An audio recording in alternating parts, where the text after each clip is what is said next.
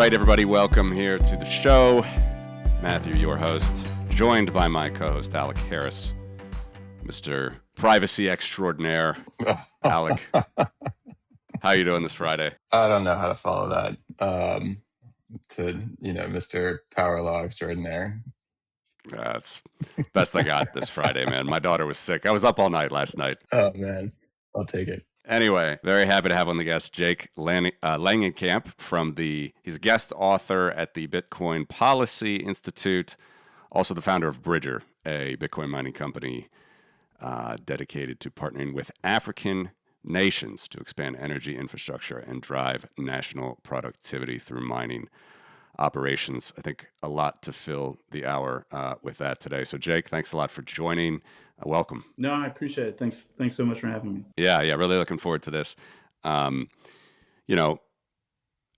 Variety of ways we could take this. The Bitcoin cycle, to my mind, is actually still intact, but there are a lot of people, if you go back just a couple months ago, people thought we were on a permanently high plateau.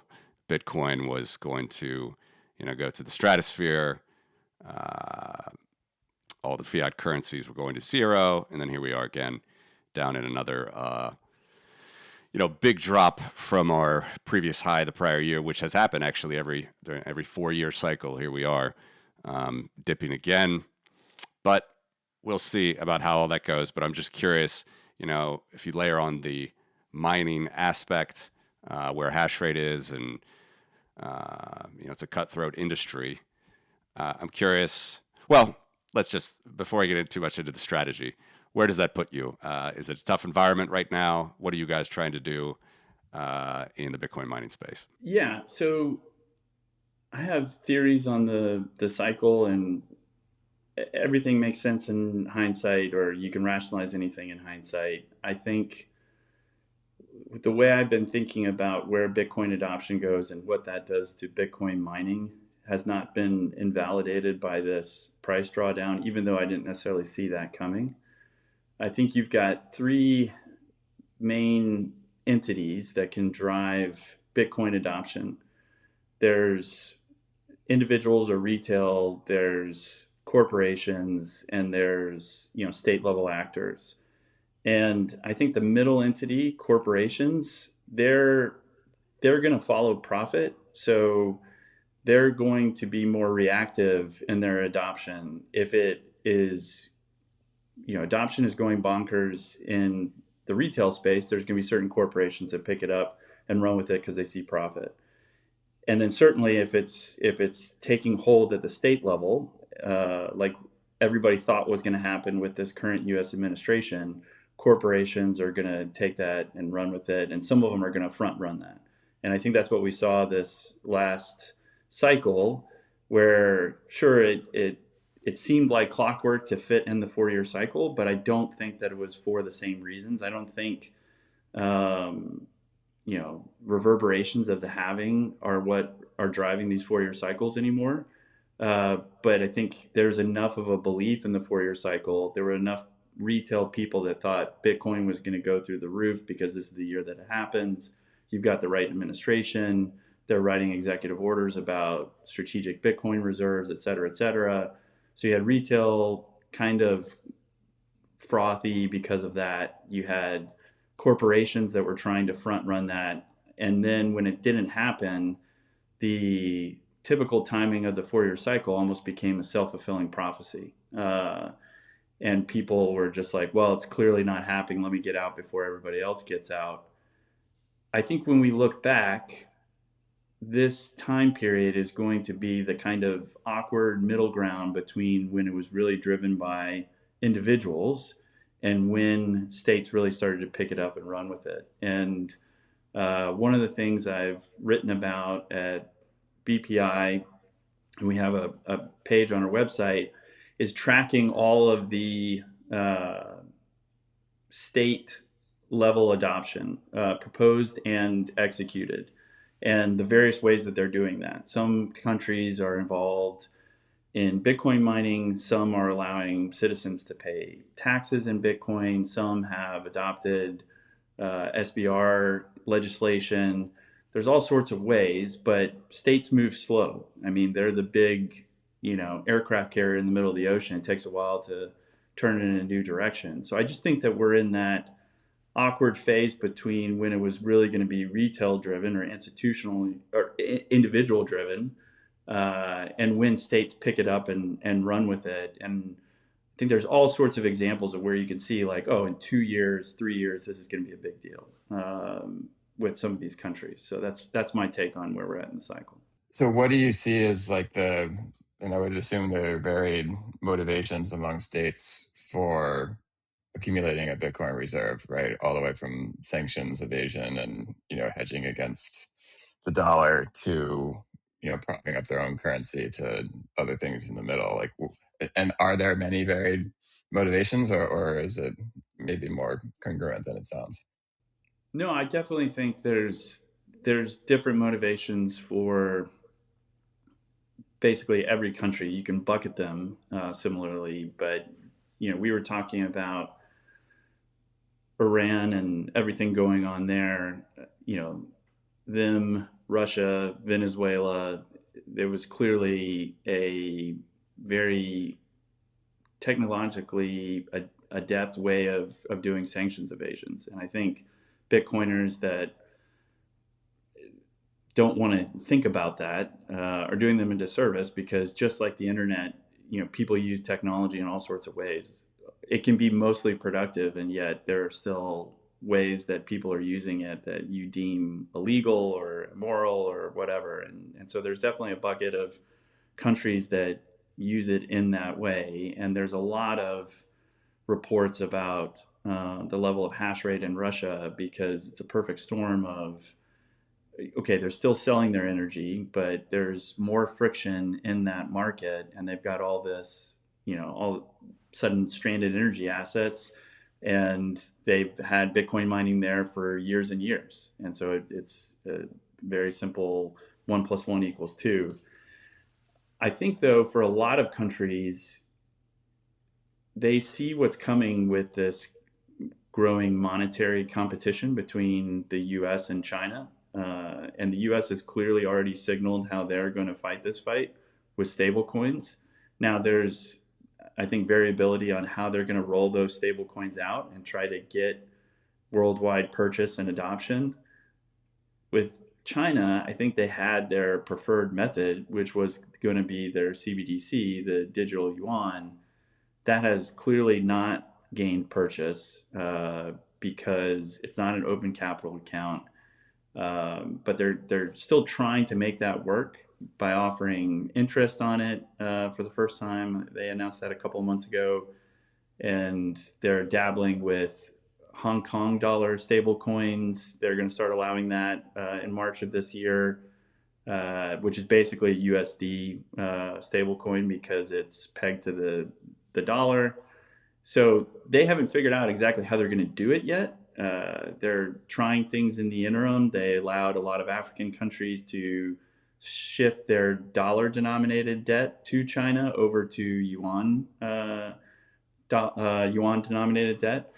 But I think a lot of these middle powers are seeing this coming tug of war between these monetary systems, and Bitcoin makes a ton of sense if you want to try to partially extricate yourself out from that and be able to play in both worlds, because it's just a neutral reserve asset that allows you to deal with the dollar, deal with the yuan when you need to. And Matt, I had shared with you as we were texting back and forth the SBR legislation proposal in Brazil that just got updated last week. And I don't know anything about Brazilian politics. I have no idea if this has a chance of actually becoming law. But in addition to just adopting an SBR, the legislation proposal said the central bank can put up to 5% of their reserves into Bitcoin, but it also gets rid of capital gains tax on the citizens who transact in Bitcoin, as well as allow them to pay their taxes in Bitcoin. So it's the state basically saying, not only are we going to adopt a partial, I wouldn't say Bitcoin standard, but like exposure to Bitcoin, but we're doing things to encourage our citizenry to do the same thing and pay their taxes in it. And I think for a country like Brazil or Turkey or some of the Middle Eastern powers, Southeast Asia, these countries that can't project globally, but they can project influence regionally because they have a big enough economy, it makes all the sense in the world to go into a neutral reserve asset that allows them to kind of go on both sides. So I think a lot of the countries that are going to end up doing it are going to have something similar to that Brazilian proposal. So I have a follow-up question for you, but the Brazilian real has like one of my favorite uh, inflation hedge stories. You guys may have heard this, but I think it was in the 80s. The Cruzado or Cruzado was the previous currency, and it was like, in free fall, highly volatile, highly inflationary, and causing like panic, like we've seen in other countries and even other Latin American countries.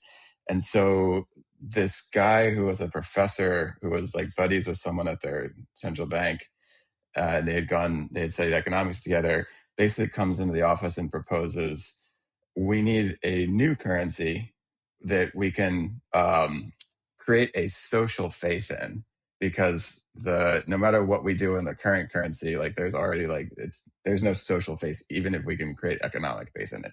And so what they did is they basically had every merchant in the country post the price in the cruzados and then in the new currency, which is the real, and they would post both prices, and the real would have this like consistent number because they were like basically creating a conversion rate on a daily basis. And they did this for some number of months or weeks, I'm not sure what it was. And then at a certain point they just got rid of the cruzado, and people had gotten so accustomed to the stability of the real that it actually it curbed the inflationary effects of the previous currency. And it just to me was like signified that there is a total um there's a belief set behind a currency. In addition, same with Bitcoin, right? Like it's all backed by mining power and hash rate, but like there's also a belief set behind it. But the question I wanted to ask, right, was back to the sanctions evasion. So I I do believe that's a thing, but there's not really, in my opinion, enough Bitcoin market cap and daily trading to be material at the nation state level, truly, right? Like, and I looked it up, and Matt probably has better numbers, but some number of $5+ trillion is moving through the Swift system on a daily basis, and on a busy day we might trade 40 billion worth of Bitcoin. And so, like, yeah, can a small to mid-sized country buy like some weapons with that or something, or do some like trivial amounts of sanctions evasion? Yeah, but like you can't run a country on it, at least not yet. And so, like, do you think the sanctions evasion trope is like the people buying heroin on the dark web trope, and it was true but not material, or is it just that it's an emerging one and we haven't gotten to the point where it becomes material? I think there's two things that come to mind. One is clearly, countries like Russia, when they get in the situation like they're in, they're not going to look for one single solution. They're going to work around the edges. So if Bitcoin, alleviates that overall problem of sanctions and money movement and et cetera, by 5%, okay, cool. That now our problem's 5% better. But additionally, what you've seen, and I don't necessarily have evidence for this in Russia, but you have seen a great use case in Venezuela with some of the information that's come out since Maduro got captured, of even if the country's not running on Bitcoin, the autocrats that are running these countries and their cronies around them, it's big enough for those individuals to store and steal a decent amount of wealth. And I don't know if you saw the story that came out of Venezuela.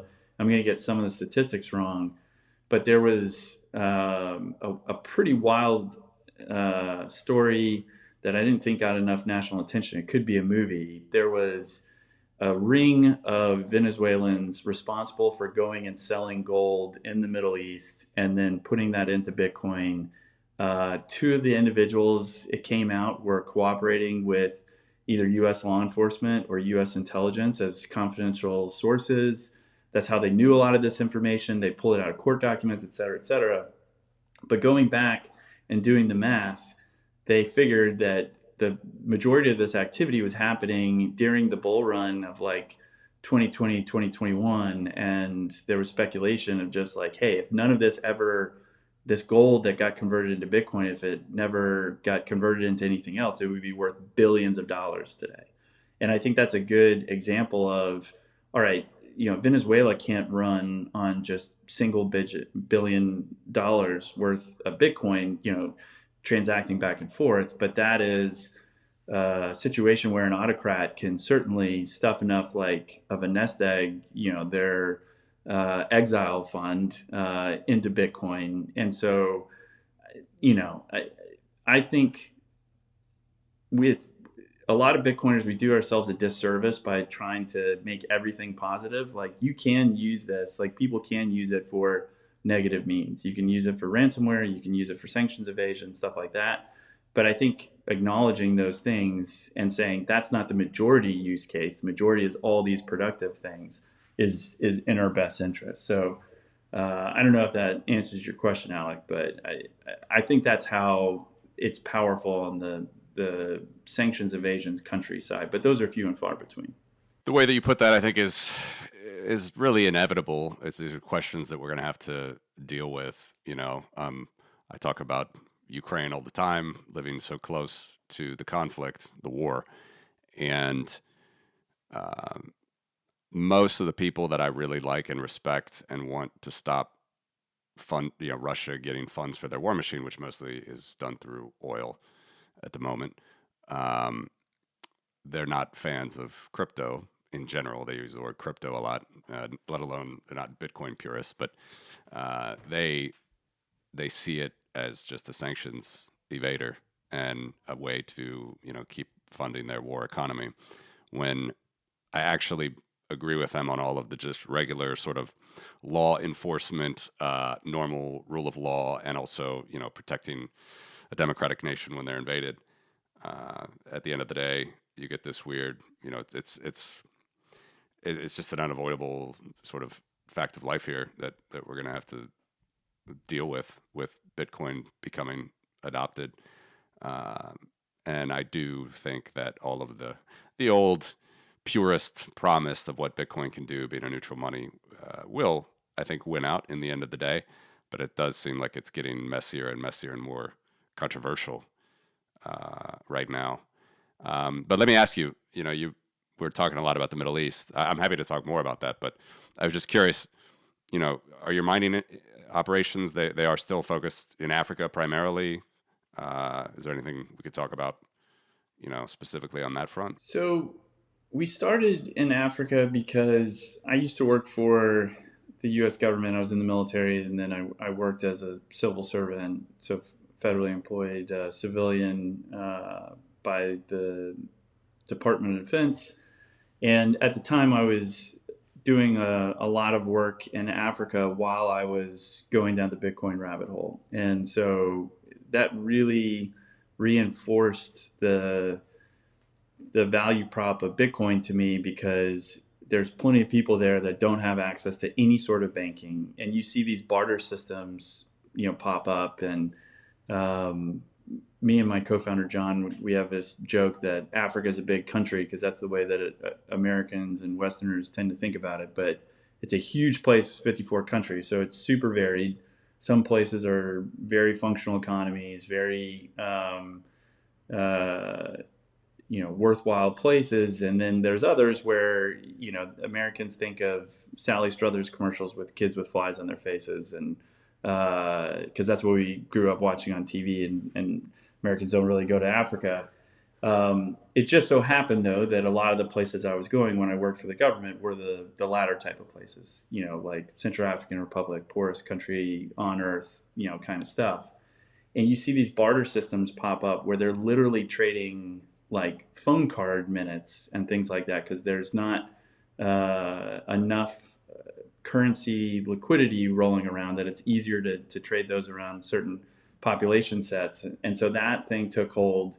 You would also see people queue up on the last day of the month, so that when the bank opened on the first day of the month, they could get their paycheck out, because people get paid once a month, and the banks would run out of cash. And if you were just late on the uptake, like, you got to wait till next month. And so the monetary stuff made a lot of sense, but the energy stuff made a ton of sense as well, because the second eureka moment I had with Bitcoin was, um, I'm not an electrical engineer. I don't come from an energy background. I've learned a ton about it because mining is essentially an energy business.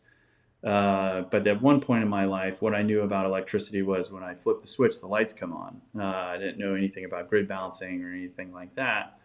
But I did know enough to know that, okay, electricity dissipates over space and time. So since humans started harnessing electricity, it was only valuable near humans, because that's where your retail offtake is, that's where your industrial offtake is.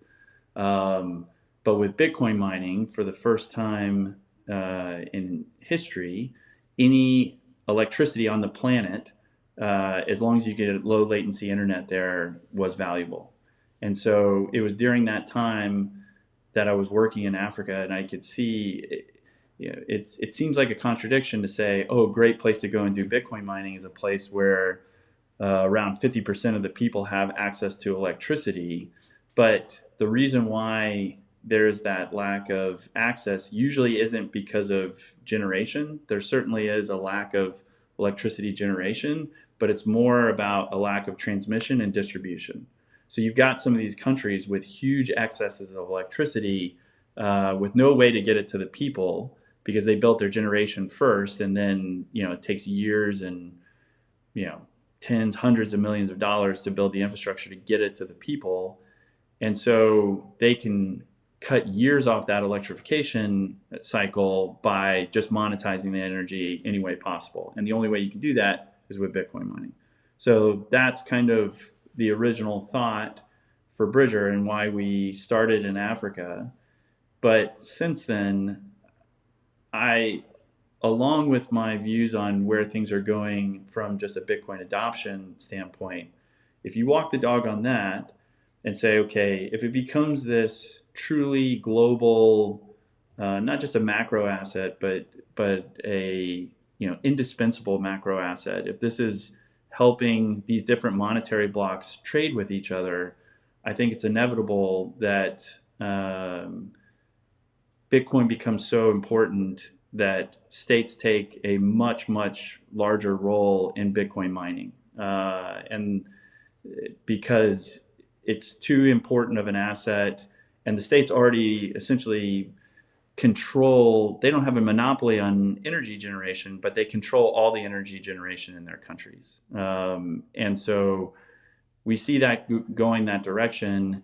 And Bitcoin mining happens to be this tool that not only you can skate where the puck's going to be and start accumulating this extremely important asset, but a lot of these countries that couldn't otherwise do sophisticated things on their grids like we do here in America or Europe, things like load management, balancing the grid, you can do that through Bitcoin mining. And so what we're trying to do now with Bridger is position ourselves to be that entity that can come into these countries. It doesn't have to be in Africa, but I think it makes the most sense in like the global South, where they have a mismatch of, energy, whether it's at the country level or just pockets of the country. There's tons of examples of that, that they can start helping their grid, monetizing energy that they couldn't otherwise monetize. But we also see it as a way for them to front run other countries to start getting sovereign level exposure to Bitcoin, because the easiest way to grow an SBR is to mine Bitcoin, to turn inefficient energy into Bitcoin. So long-winded answer to your question, but the lessons that we learned in Africa and dealing with all these state-owned utilities, and seeing where the Bitcoin cycle was going has led us to kind of broaden our scope of just saying we want to be there to help these countries understand what they can do with their energy assets and start getting some level of exposure to Bitcoin through Bitcoin mining. I think it's fair to say like Bitcoin mining's been open to frontier markets since pretty early on. And I'm curious what your experience has been, and it can be specifically in Africa, but so like what is the business uptake like when you're trying to pitch these services? And you mentioned, some countries maybe more sophisticated on the economic and political stability side and less so in others, but just the pure blocking and tackling of trying to get a deal done. Like, what does that feel like now? And is it different than when you were, in the military running around, with a different mission? Yeah, so a couple of things that there play there. I think Bitcoin mining, as opposed to some industries, have not been scared of frontier markets, but I think probably more reticent than you would think just on first blush. Like the hash rate is very, very much concentrated in places where people feel safe to deploy capital. And there's those kind of edge cases like Ethiopia and Paraguay and Bhutan. But if you look at the global hash rate, it's not in super risky places. And I certainly don't think that's proportional to where the best energy opportunities are, because Bitcoin mining at its simplest level should chase the cheapest levelized cost of electricity, no matter how you can get it. And if you look at the global hash rate, that's not representative of that. And I think that comes from it being an incredibly high capex business, and people are just scared, no matter what the industry, about being a pioneer of the person that's going to deploy like tens of millions of dollars into a country where uh, it's going to be the first project of its kind.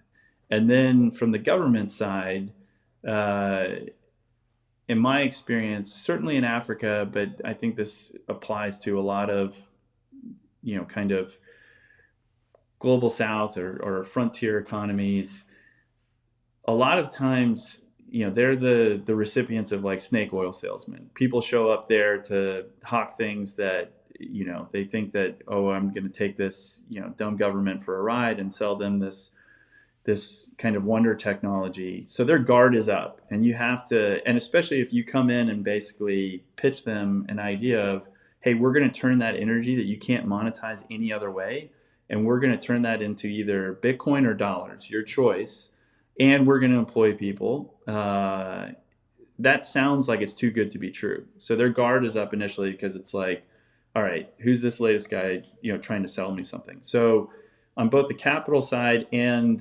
the local government side, those are the hurdles that you have to get over.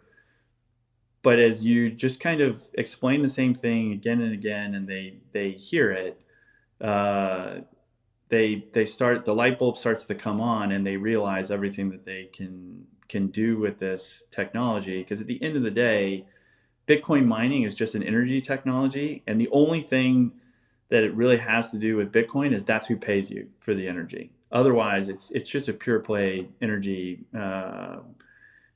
technology and process. So I think it takes some time, and you got to spend time in the room with them. They got to hear you say the few different times. It's not going to take the first time, uh, but there's some real, I think, enthusiasm on their end once they really get it. And then the trick is making sure that on the capital side, nobody's going to get scared off by place X. And so what we try to do is pick the places that on a relative basis, okay, you're talking to a capital provider or a Bitcoin miner as a partner. It's like, okay, I get it. Africa is a scary place, but let me tell you why this country is so much of a better place to go and do business than this country. And so we need to have subject matter expertise of like, hey, highest sovereign credit rating in all of sub-Saharan Africa. And, these are the other industries that are there pouring, tens or hundreds of millions of dollars into this country. Like, it makes your investment pale in comparison. And these are, some of the most well-known global companies in the world doing this. Like, you can feel comfortable doing that. So I think it's just a process on both sides, but I think you can see where this is going, especially as all the public Bitcoin mining companies are so much delving into AI. There's got to be somebody that comes and takes that opportunity, and I think it's going to be, producers of energy and the largest controllers of energy in the planet as a group are nation states, and so that's where I think that's going, and why we're positioning the company the way we are. Just walking back to your comments earlier. So I don't know if you have an opinion on this, but you mentioned your time in the military. Do you think that Bitcoin is a topic in the Pentagon? Like, does it enter into the strategy discussion anywhere? And if so, where? So I think for a long time it was overblown. There were certain people on like Bitcoin Twitter that were pumping up that idea, and at the time, I would talk to people still in that world, and they're like, "What?" Like they didn't. It was nothing. I think now, though, what's interesting is that clearly there were those within the administration and those outside of the administration, just in the federal government, that saw stablecoins coming and how they could use that as a way to extend the dollar as being the dominant unit of account, and maybe even expand it beyond what it was. And then the more that they started looking into that, there were clear, like, one hand not talking to the other, organs of the state like the DoD, like the intelligence community, that it's not like the Treasury told them, "Hey guys, this is what we're going to start doing with stablecoins." The Treasury had their plan. It and then when the Genius Act got passed, I think a lot of other entities within the government started to pick up on like the seismic activity of stable coins and what it was. And so as they were playing catch up and like, okay, what's this technology? How are we going to use it? How's this other entity of the government using it? Bitcoin was like a part of that, of like, okay, all these guys that were trying to play catch up on stable coins, they knew of Bitcoin. So they're like, well, how does Bitcoin play into this? And I think those are the conversations going on now. And I think they're worthwhile, because my hope is that they understand that clearly the US government wants to push stable coins. I would hope that they see Bitcoin as not a competitor to that. And I think largely that's the view that most people that I've talked to have. And that at the end of the day, I think it's actually like a huge feature of stable coins, the way that the US government wants to use them, if they have interoperability with Bitcoin.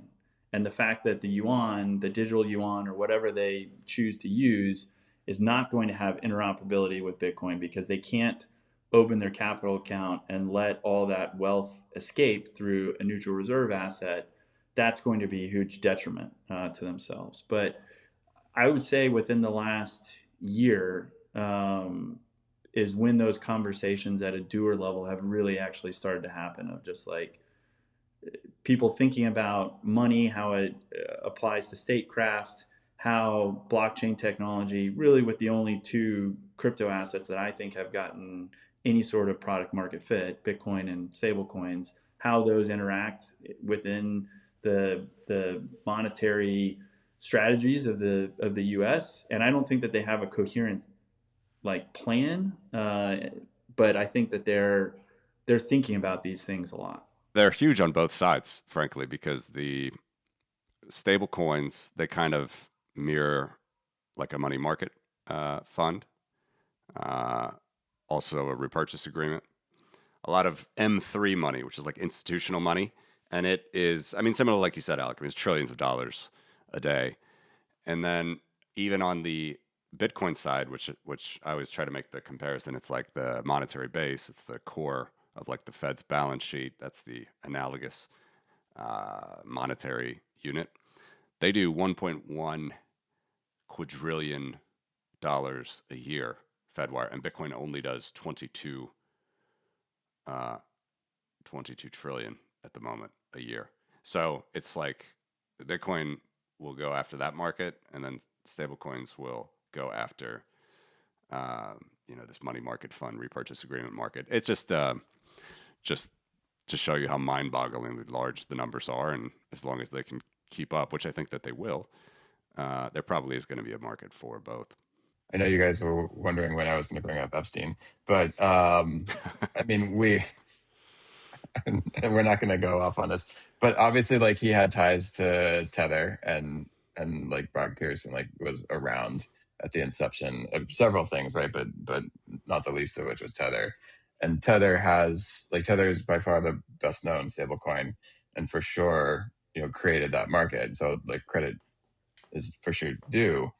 And it's been, I'd say, more resilient to scrutiny than maybe I would have expected, and it survived all the scrutiny. It seemingly survived all the scrutiny from the state of New York. And so I agree with you, Jake, on like the stablecoin play, but how burdened are stablecoins writ large by Tether and its history?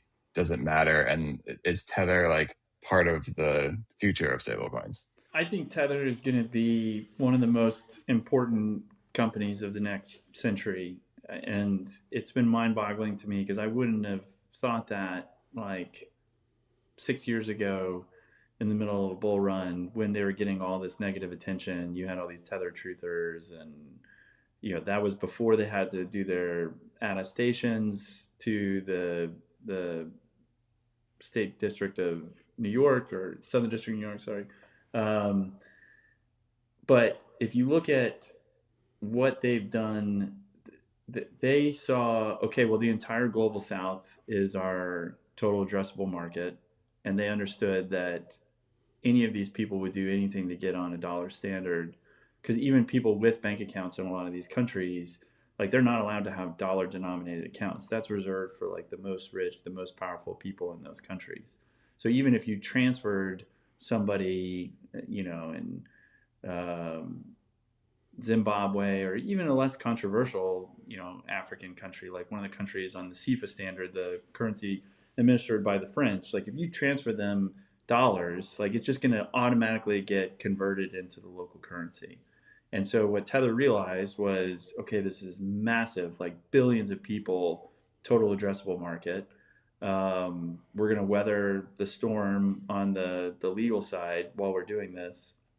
So they built this huge moat, all while I think Circle and other stablecoin providers were like, well, we're going to be the regulated option. And so we're going to win because we're just going to be so much better positioned. But Tether was able to race out ahead, and now they're so consequential because of how much US debt they buy that they can't, the government can't do what Circle was betting on them to do, which is just like marginalize them or try to kill them because they're too important. And then you look at what they did over the last couple of years of buying all the gold that they've bought.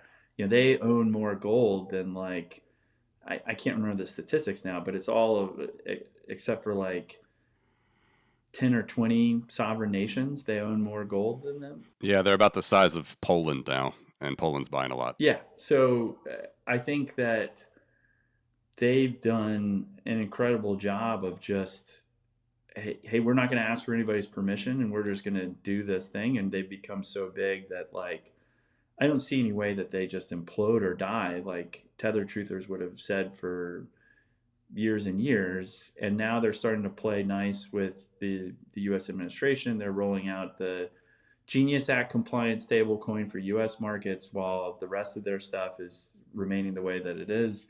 So I not only do I not see them as an inhibitor to the US stablecoin strategy, I think that they're going to be a big driver of that. And what we haven't seen yet, and I'll be really interested to see over the next 4 or 5 years, is how the U.S. government puts their thumb on the scale and tries to make sure that stablecoins gain adoption. All they've done right now is regulate stablecoins partially. And then the Clarity Act that they're fighting over right now is fighting over the last bit of it, which is, can you earn yield on stablecoins? But once all the regulation is in place, I would assume that they're going to do things to make sure that stablecoins take their natural course and start just really proliferating throughout the world. And I think if you have a bottom quartile currency, like one of those countries that they really only have a currency for population control, like I think they're in real big trouble because of stablecoins being a bearer instrument and just a peer-to-peer market subsuming that currency. Yeah. Uh, about the size of Sweden, Tether is. Not that people might immediately tell the difference, but Poland has about 16 million ounces of gold, and Sweden has about 4 times less than that, a quarter of that. They have 4 million, but I think that's about what Tether has at the moment. But it's insane. I mean, the most profitable company, ever, and the way that they've grown, like you said, and by the way, completely connected to the administration and to the Epstein files with old Letnick, uh, from Cantor. Holder. It's crazy days, fellas, for sure, on many fronts. I don't know when we're going to talk about aliens, but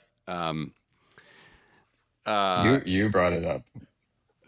you. I just have a quick follow up on Tether though. So, and I'm not super versed on this, other than I know that at least half, if not more, of USDT runs on Tron's rails.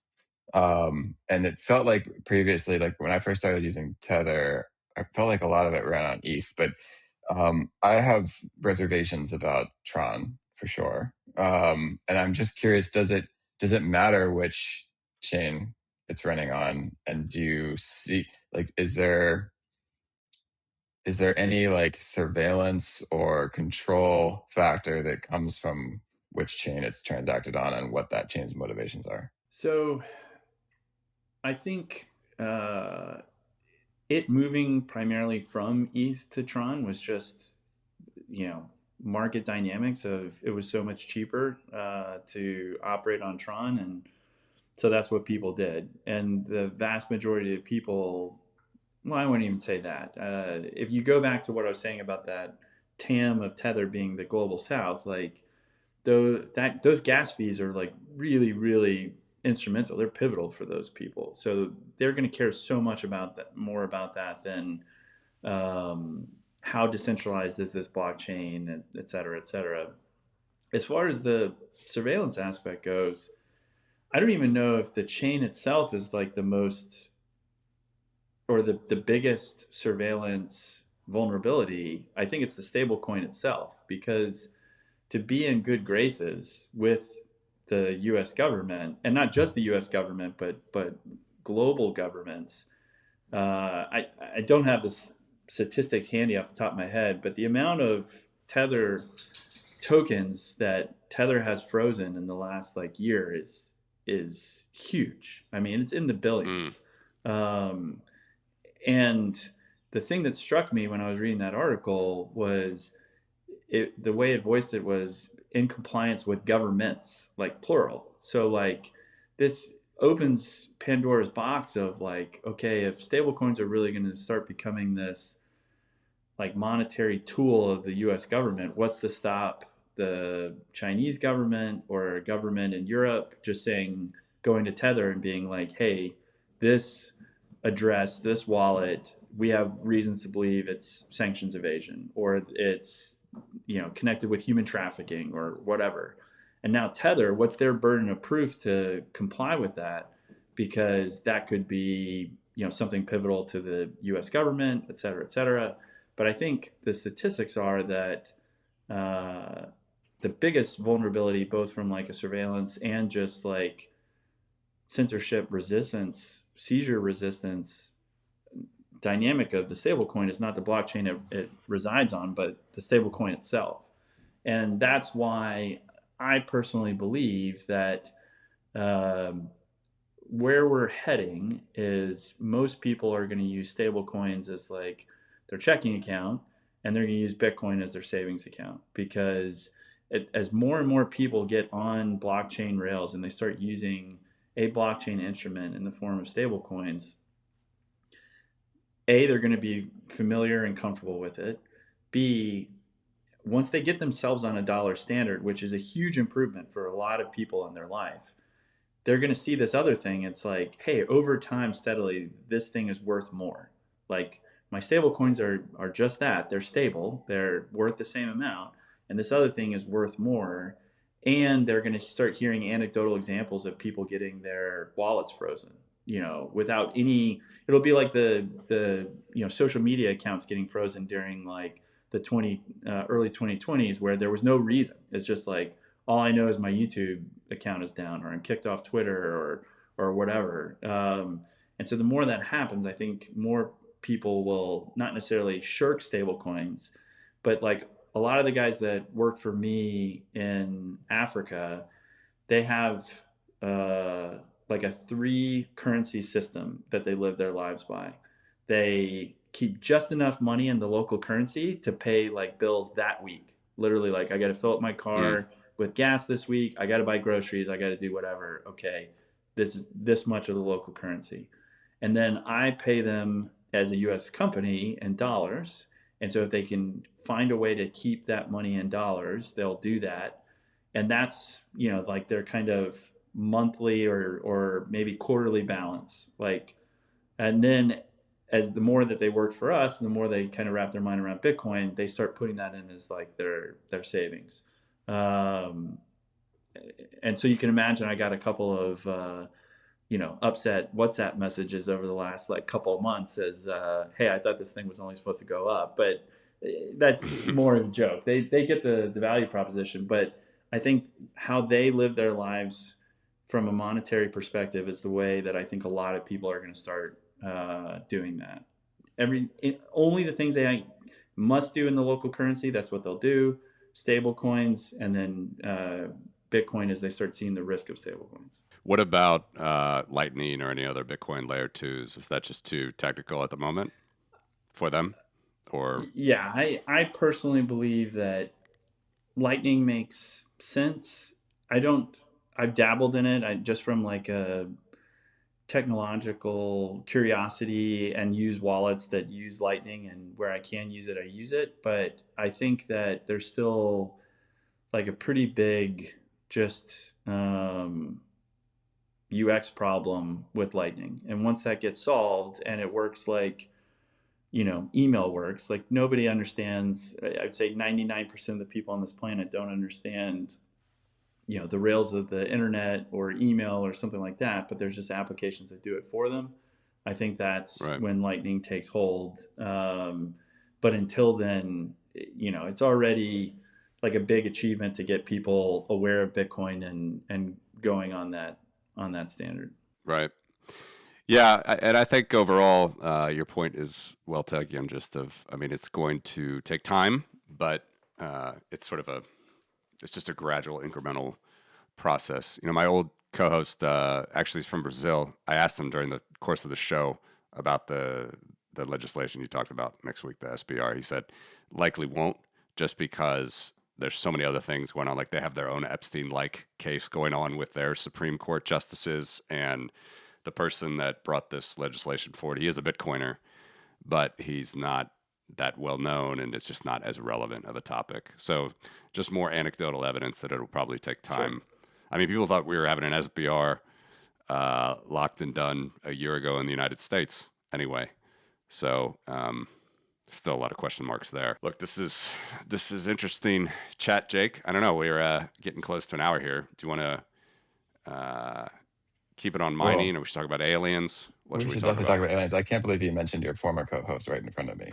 But Sorry, man. It's like I said. It was a rough night. My daughter was puking all night, and then I ended up watching this. I mean, you already brought the Epstein files up. This Les Wexner fella. I mean, oh my, did you he's see the from lawyer Ohio. comment? Yeah. He's from my state. Yeah, I ended up watching the whole thing on 2x Oh, really? speed, and it made me want to vomit. I mean, it's just the whole thing is unbelievable. Like the denial. But yeah, his lawyer was on a hot mic and did not know how loud that mic was. It was That was so hilarious good. every time. Like it was every time he leaned over, you could hear everything he said. Oh, really? But Oh, I thought it anyway, was just the one. it was I think not we have just to that. end on aliens because we break news here on this show, obviously. And Trump tweeted about aliens. Hegseth acknowledged. Carolyn Levitt promoted. So the administration's all in. Uh, Jake, where are you at? Well, I've got a couple of people in my life that are big on the alien train, no more than Matt Pines, who, like anybody that's interacted with him, even just on Twitter, knows that, uh, you know, sharing a meal with him, getting a cup of coffee, like there's no way that at least a quarter of that conversation is not dedicated to it. I have largely avoided the subject mainly just because I've got enough things to take up enough of my time. And I know that there's enough smoke there that, like, if I go down that rabbit hole, it's going to be completely time consuming. So it's not dismissive. It's more just like, I really don't have bandwidth for this. I will say it is funny that we were talking about this before we started recording. There's a famous niche skit from about 10 years ago where a fake press secretary gets up there and starts talking about a moon base and bears on the moon, et cetera, et cetera. And the majority of the skit is just ridiculous until one report at the very end says, "Are we invading Iran?" And that's largely what I think of the aliens thing, is that there's some serious things that, like, the administration that claimed that they were going to get us out of forever wars is teetering on the edge of invading Iran, which, as somebody that spent the better part of their mid-20s in Iraq, I have some serious reservations and feelings about that. So, not to hijack your aliens comment, but I just think it's funny that life imitates art, and I I'm much more worried about that at this present moment than whether or not aliens do exist. Do you guys buy and if we try to like potentially ground the alien story in something terrestrial, right? And I think this would be weird, but just to exploit, is it a great powers competition psyop to just be like, throw this wild card out and be like, do you guys want to find out if we have alien technology? Right? Like, because like one of the undercurrents of the alien story is that it's long been like, public-private partnership between the military and the big primes to share like alien technology with Lockheed Martin, and that's where like SR-71 or whatever, right? Which is, who knows where that story originated, but if you want to play the psyop card, that's an interesting psyop. And also, by the way, if that's a psyop and your adversary knows it's a psyop, it's really stupid, right? Because then it looks like you're holding nothing. But weirder psyops have occurred. I tend to believe, having come from a world where I was a part of, fairly sensitive, like, programs and things like that, that the juicier the story and the more people that are in on the secret, like, is directly disproportional to how long that secret can stay under wraps. And so I've heard some of the things about, like, the timelines of how long we've had alien technology, and like the primes being involved in that, and like, if this was something that they've been able to proliferate out into like weapon systems over decades and like keep under wraps, and have that many people, even just like thousands of people, be aware of like that, where that core technology came from, and it never like came out until now, I guess I would, A, be shocked, and B, my hat would be off to them. That's not to say that it's not possible, but just from my own experiences, people vastly overestimate the U.S. government, individuals being able to keep their mouth shut. About that, Matt, you got any alien thoughts? You were the one that got me into this, so. I was the one that got you into it? I No never way, clicked man. on an alien link in my life until you started sending me YouTube videos. And then you leave, and lest now I have no one to talk to about it. Yeah, lest our dear listeners, viewers, to get the wrong impression. No, of course there's rabbit holes you go down, right? But no, I honestly have not been down that rabbit hole in a long time. We got more pressing things with real wars over here. But I do think that the nuclear circumstances are, or let's say whenever the nuclear discussion really gets going in angst, somehow that comes out as like a potential, I don't know, distraction. And you got Russia's rattling the nuclear saber like every other week, and you have the U.S. not rattling the nuclear saber to Iran, but it's just it's definitely above my pay grade, but I don't actually spend too much time thinking about it. I mean, how many other files have Trump promised to release that have not been released, at least in full, and turned out to be nothing burgers? Although I guess the Epstein files are not nothing burgers, but definitely not fully released yet. So all I can say is it's a crazy world right now, and I think defense is really important, and people that are institutions, nations that want to take their defense seriously probably are going to. In fact, we already know. We've already mentioned it enough, right? I mean, they are looking at Bitcoin more and more and more. We know North Korea mines. We know Russia mines. We know Iran mines. Everybody mines. But I mean, how to sum it up? I don't know. I don't know. I think it's extremely volatile times, and